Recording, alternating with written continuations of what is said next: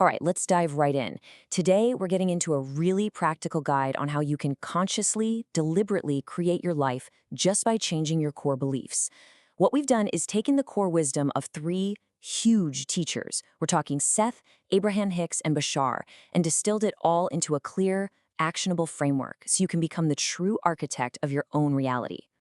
Have you ever had that feeling? Where you feel like you're just stuck, pushing against this invisible wall, trying so hard to change things in your life, but you're just not getting anywhere? Yeah, we've all been there. But what if the key, the real solution, isn't something you have to go find out there, but it's actually right here inside your own mind? And that's where we get to the core idea of this whole thing. Your beliefs are the blueprint for your life. Just let that sink in for a second. These aren't just some passive, random thoughts floating around in your head. Oh no, they are the active architects of your entire experience, the very framework from which your day-to-day reality gets built. Okay, so what are we really talking about when we say belief? Think of it less like an idea and more like an active, energetic command. It's a structure that first shapes how you see everything, and then, and this is the wild part, it literally constructs your physical reality to perfectly match what you believe. It's like the ultimate self-fulfilling prophecy. Now, this is what I find so fascinating. You've got these three totally distinct teachings, and yet they all point to the exact same truth, just with different analogies. Seth says your beliefs are literal instructions for reality. Abraham-Hicks talks about them creating a vibration that the universe just has to match. And Bashar calls them the blueprint that reality is forced to mirror back to you. Different words, same powerful message. What you believe is what's in the driver's seat. So, it's pretty clear, right? If we want to change our reality, we have to start by changing that blueprint. And that brings us to phase one. We've got to identify the beliefs in the first place. You can't change a program if you don't even know it's running in the background. Seriously, awareness is step one. It's everything. So how do we do that?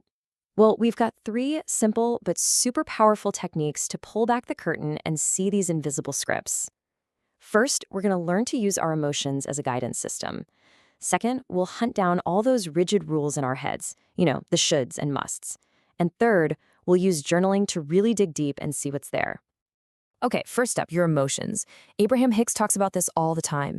Your feelings are like a built-in GPS. That negative feeling, whether it's anxiety, frustration, whatever, it's just an alert. It's a little light on your dashboard saying, hey, the thought you're thinking right now, which is based on a belief, is going in the opposite direction of what you really want.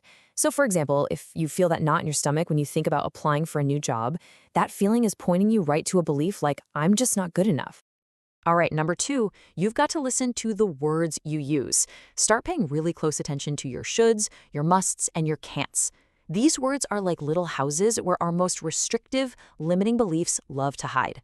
A belief like, I must work incredibly hard to be successful, can literally act as a blinder, preventing you from even seeing an easier, more joyful path to success that's sitting right in front of you. So once you've found one of these sneaky limiting beliefs, it's time for phase two. We have to neutralize the old one. Now, the goal here isn't to get into a fight with it. It's not a battle. It's more about gently taking it apart, piece by piece, until it just dissolves. And this is so important to get. A belief feels true simply because you've repeated it over and over and over again, not because it's some objective cosmic fact. It's like a path in a forest that you've walked a million times. Of course it feels real. But the good news is, that means you have the power to stop walking that path and choose a new one. You can change the definition. So, the neutralizing process starts with some really simple questions. Take that belief, I can't trust people. Just ask yourself, is that really 100% true? For every single person on the planet? In every single situation, without exception? Of course not. And right there, in that little bit of doubt, that's the crack where the light starts to get in. Okay, next question. Where did this even come from? Who taught you this? Your parents? Society? A bad experience from years ago? And then you have to ask, was that source really the ultimate infallible authority on how your unique, amazing life is supposed to play out? So often we find out we're just running on outdated software that someone else installed, maybe decades ago. And this one is a real game changer. Ask yourself, What was the positive intention of this belief? What was it trying to do for me? A belief like, I can't trust people, wasn't created to hurt you. It was almost certainly created to protect you from getting hurt. And when you can see it not as this evil enemy, but as this kind of clumsy, misguided protector, you can actually thank it for trying to keep you safe and then gently let it retire. Okay, so we've identified the old belief, we've neutralized its power. Now for the fun part. Phase 3. Install the new. This is where you stop being a passive observer of old programming and you step fully into your power as the conscious, deliberate creator of your own belief system. So here's the game plan, our 4-step installation process. First, we're going to consciously choose a new belief that just plain feels better. Then, we're going to start living from that belief by acting as if it's already a done deal. Third, and this is fun, we'll become detectives, constantly looking for evidence to prove our new belief is true. And finally, we're going to practice feeling the emotions of that new reality, right now. Now, when you're choosing your new belief, here's the secret sauce. It has to feel believable to you. It has to give you a sense of relief. If you jump from I am broke all the way to I am a multimillionaire, your brain is going to call foul. But a shift to something like, you know what? I am totally capable of improving my financial situation. See? That feels possible. That feels true. That little bit of emotional relief is your sign that you're on the right track. Next, you act as if. And just to be clear, this is not about faking it till you make it. This is about alignment. If your new belief is, I am worthy and capable, you just ask yourself, okay, how would a person who really believes that think? How would they act? They'd probably go ahead and apply for that job, or they'd speak their mind in that meeting. Your actions become this powerful declaration to yourself and to the universe that you've made a new choice about who you are. Okay, next up, you put on your detective hat. Your new job is to find evidence that supports your new belief. So if your new belief is the world is a friendly and supportive place, then you start looking for proof. You train your focus. You start acknowledging every time someone does something kind.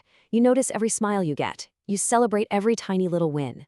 Every piece of evidence you collect is like carving a new, deeper groove in your brain until that new belief becomes your automatic default. All right, so as we start to wrap up, let's talk about what this looks like day to day. Because this isn't a one-and-done kind of fix, right? It's a whole new way of navigating your life. So think of these as a few essential travel tips for the journey ahead. So just remember these 4 things as you go. First, be patient and kind with yourself. These beliefs probably took years to build, so they might take a little time to shift. Second, remember that physical reality sometimes has a bit of a time lag. Give it a chance to catch up with your new vibration. Third, and this is a big one, small shifts matter. Just reaching for a thought that feels a tiny bit better is a massive victory.